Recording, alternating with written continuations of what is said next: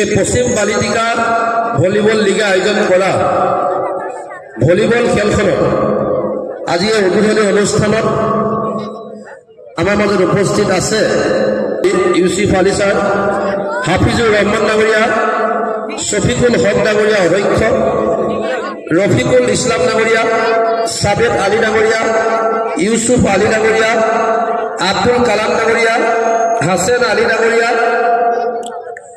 আহমেদ আলী ডাঙৰীয়া, হাছেন আলী ডাঙৰীয়া, হাফিজ ৰহমান ডাঙৰীয়া, আব্দুল মান্নান ডাঙৰীয়া প্ৰমুখ কৰি আজি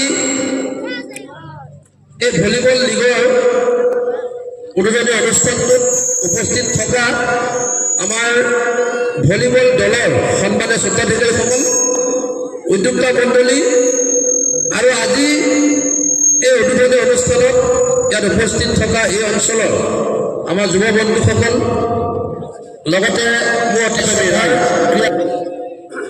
প্ৰথমে মই পশ্চিম বালিটিকা ভলীবল লীগৰ সন্মানীয় সভাপতিকে প্ৰমুখ কৰি সম্পাদক ডাঙৰীয়া আৰু তেওঁলোকৰ টিমটো উদ্যোক্তা মণ্ডলীক মই ধন্যবাদ জ্ঞাপন কৰিছোঁ। আজি এই সুন্দৰ অনুষ্ঠানটোলৈ মোক নিমন্ত্ৰণ কৰাৰ কাৰণে মই বিভিন্ন ঠাইত গৈছোঁ, পাভৈ হওক, সোণাপুৰে হওক বা আজি বালিটিকা, গড়চিকা, বিভিন্ন ঠাইত গৈছোঁ। আমাৰ উদ্যোক্তাসকলে ক্ৰিকেট খেলেই হওক বা ফুটবল খেলেই হওক বা ভলীবল খেলেই হওক, বিশেষকৈ এই অঞ্চলকেইটাৰ কথা কৈছোঁ।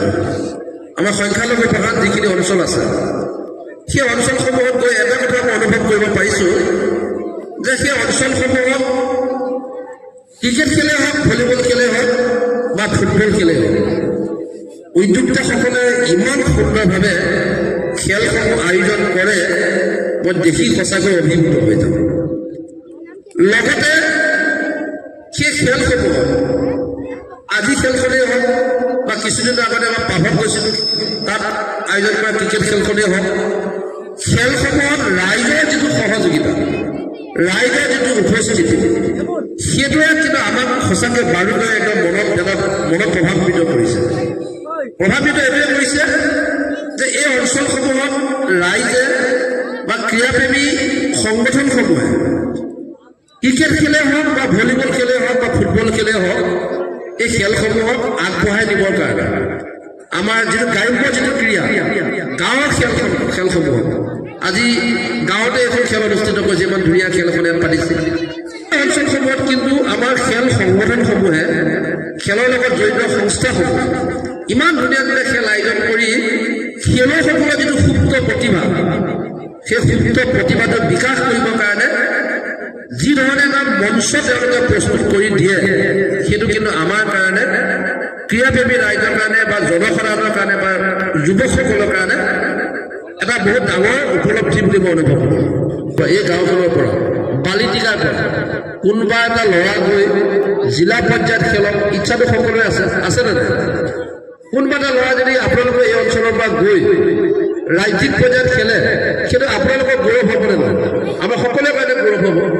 গতিকে আজি খেলুৱৈসকলকো মই এটা কথা কওঁ যে ভলীবল খেলিছোঁ, ভলীবল খেলি টাইম পাছ কৰিবৰ কাৰণে ভলীবল খেলিলে নহয়। যদি যাতে তুমি ভলীবল খেলি তোমাৰ গোটেই জীৱনটো যাতে তুমি সুন্দৰভাৱে পৰিচালিত কৰিব পাৰা, তেনেকুৱাকৈ ভলীবল খেলা। ক্ৰিকেট খেলিছা, ভালকৈ ক্ৰিকেট খেলা, টাইম পাছ কৰিবৰ কাৰণে ক্ৰিকেট খেলিলে নহ'ব।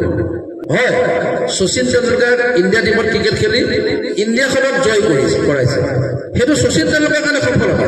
সফলতা ডাঙৰ আৰু সৰু নাথাকে, সফলতা।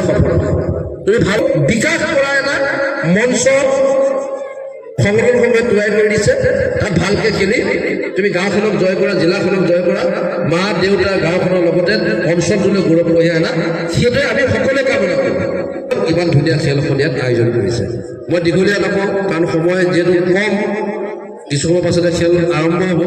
ক'বলৈ বহুত ইচ্ছা আছে, কিন্তু কোৱাৰ ইমান সময় নাইকিয়া।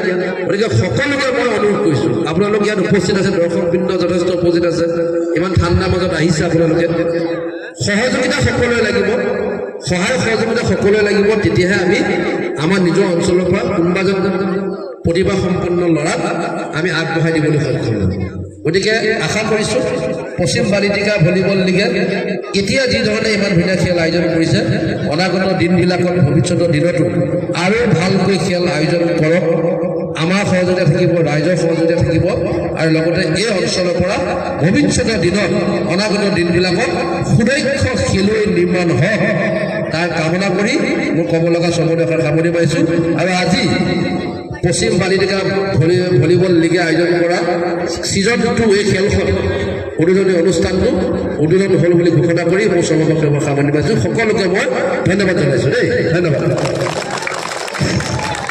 ধন্যবাদ থাকিল।